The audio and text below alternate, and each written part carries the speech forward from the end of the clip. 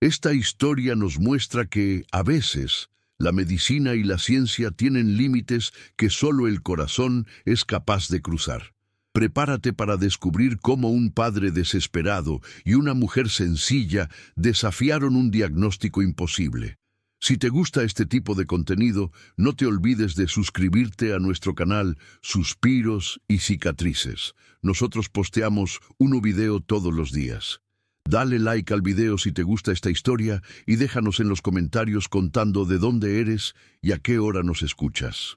Roberto tenía dinero suficiente para comprar cualquier cosa, menos esperanza. Después de que los médicos sentenciaron que sus hijos gemelos jamás volverían a caminar, el millonario dejó de confiar en todo el mundo. Instaló cámaras, vigilaba cada paso, porque sentía que nadie cuidaba a los niños como él quería. Hasta el día en que una niñera sencilla entró en aquella mansión sin prometer milagros, sin diplomas famosos, solo con algo que nadie más tenía: fe en ellos. Y la escena que él vio, de los dos niños corriendo para abrazar a la niñera, lo dejó totalmente en shock. Lo que él no sabía es que un milagro ya estaba ocurriendo. Roberto lo tenía todo: fortuna, éxito, una empresa que valía millones y, sobre todo, una esposa hermosa llamada Mariana. Esperaban gemelos. La casa ya estaba lista, las habitaciones pintadas, los nombres elegidos: Tomás y David. Pero el día del parto todo se derrumbó. Roberto, sentado en una silla de plástico fría, escuchando gritos que nunca más saldrían de su cabeza. Mariana no resistió. Los bebés nacieron, pequeños, frágiles, pero vivos.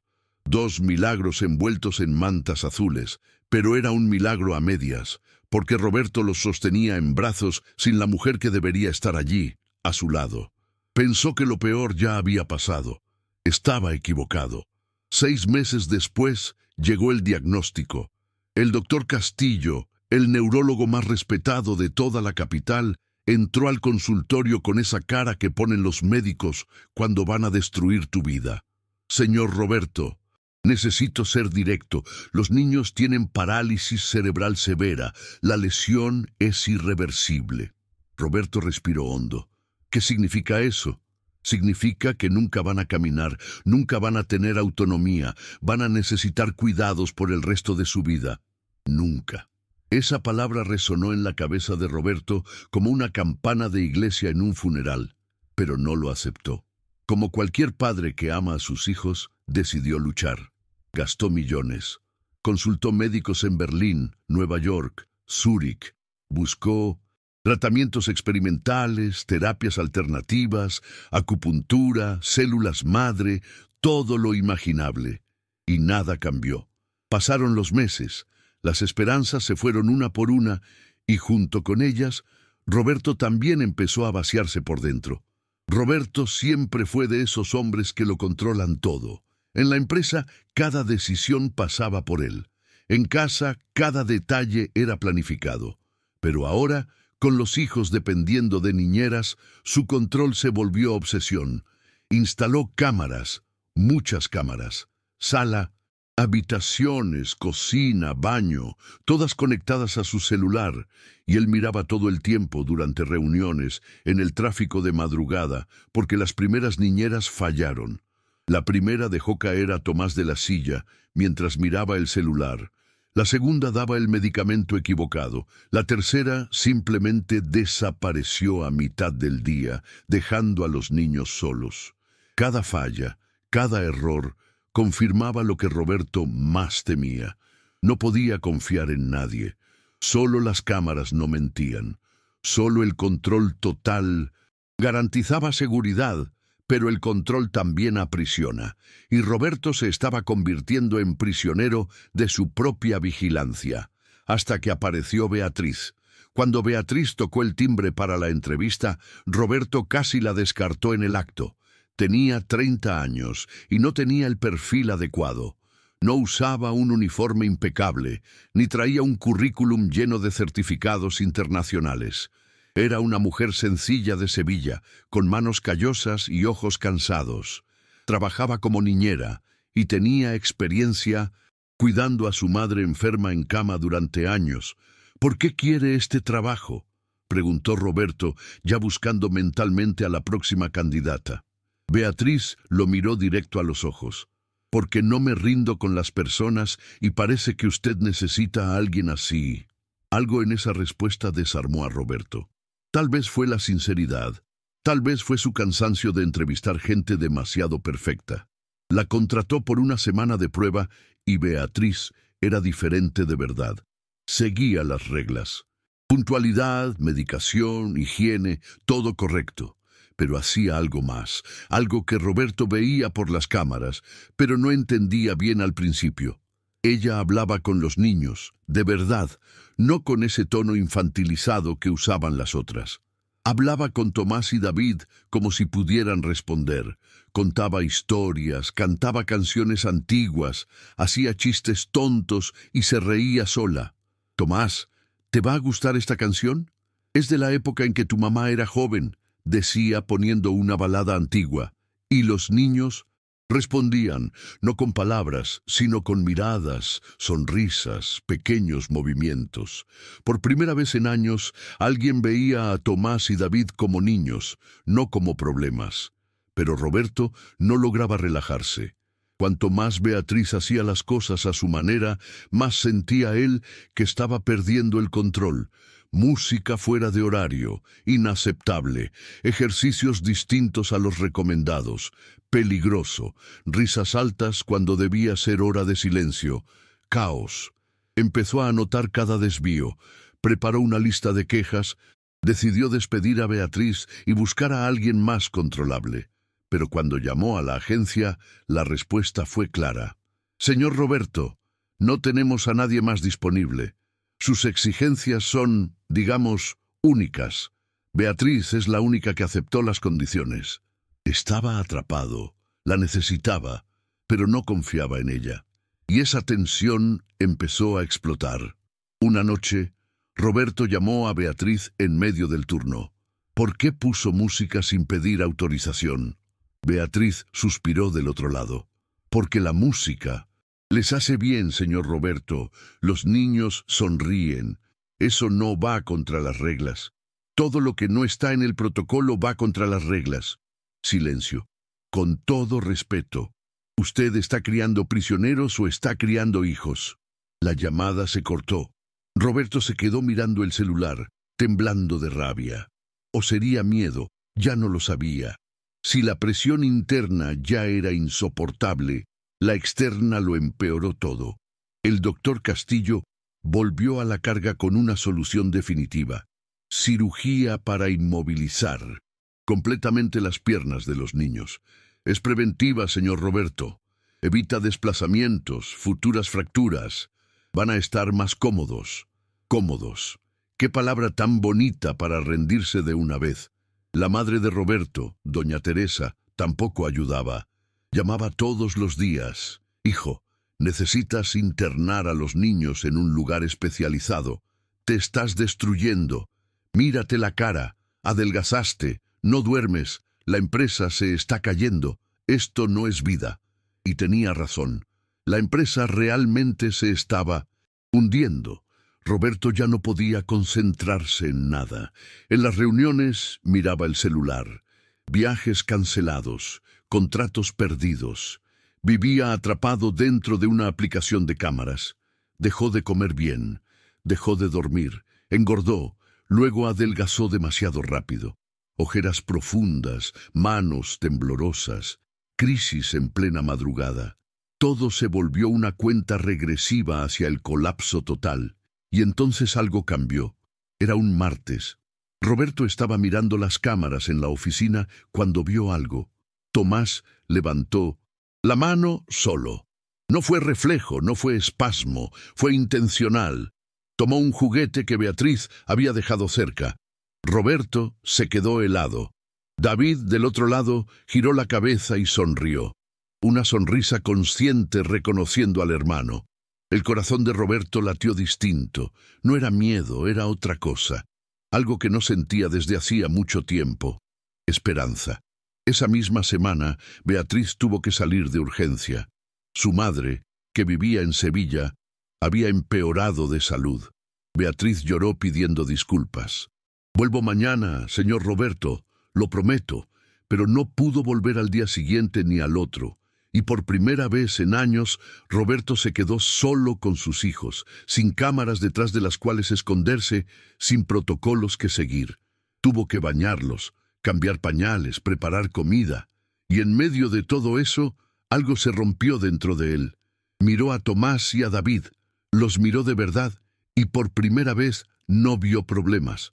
Vio a los hijos de Mariana, vio los ojos de ella en ellos, su sonrisa, y recordó una conversación. Estaban en la cama, Mariana con 7 meses de embarazo, acariciándose el vientre. «Roberto, ¿me prometes algo?» «¿Qué?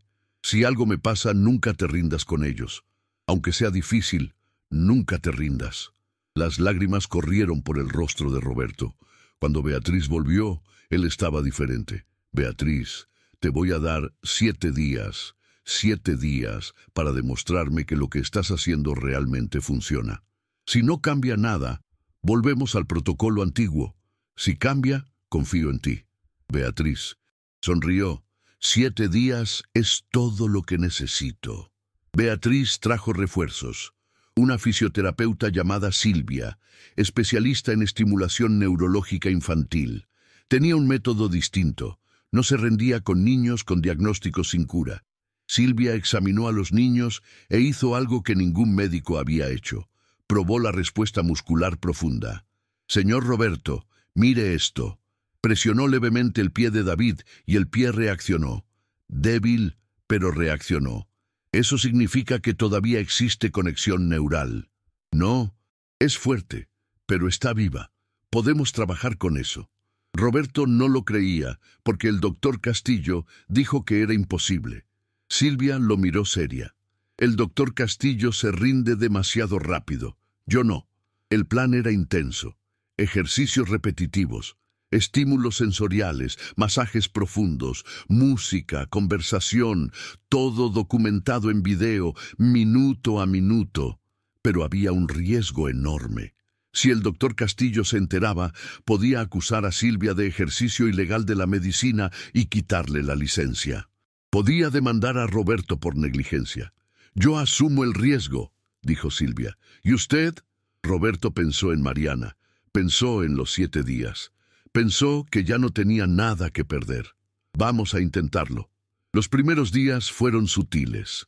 Tomás logró sostener un objeto durante 3 segundos, luego 5, luego 10. David movió el brazo de forma coordinada. No fue espasmo, fue control. El 4.º día, Tomás sostuvo su propio peso en las piernas durante 2 segundos antes de caer de nuevo en la silla. Beatriz lloró. Silvia celebró.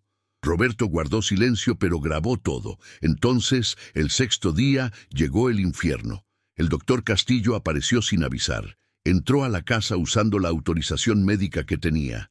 «¿Qué está pasando aquí? ¿Quién es esta mujer?», señaló a Silvia.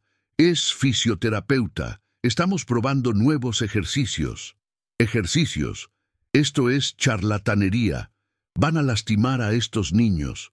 El médico miró a los niños con desprecio. «Señor Roberto, lo están manipulando. Estas personas hoy quieren su dinero. Voy a informar esto al consejo tutelar. Y usted», señaló a Silvia, «va a perder su licencia». Salió dando un portazo. 3 días después llegó la notificación oficial. Inspección programada, investigación abierta, amenaza real.